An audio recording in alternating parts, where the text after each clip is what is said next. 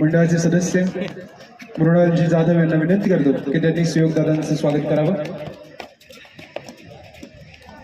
सहयोगजी लाले यांच्या वतीने ह्या सामन्याचं थेट प्रक्षेपण युट्यूबच्या माध्यमातून होत आहे असे सन्माननीय सहयोगजी लाले।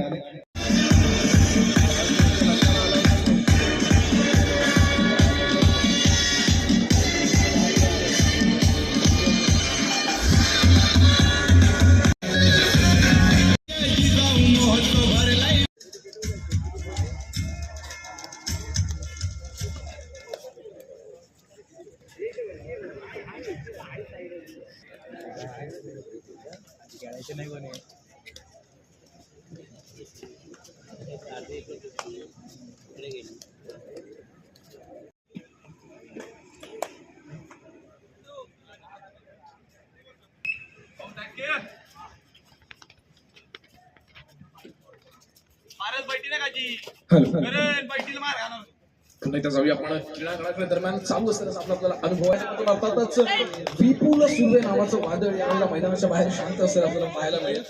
नक्कीच विपुलने आजपर्यंत अनेक क्रीडांगणावरती त्याच्या खेळाचा उत्तम असा पाहायला मिळतो। प्रत्युत्तरासाठी सज्ज होतोय जिस्माचा सांगली संघाचा अष्टपैलू खेळाडू त्याच्याकडे बघितलं जातं पारस साळवी।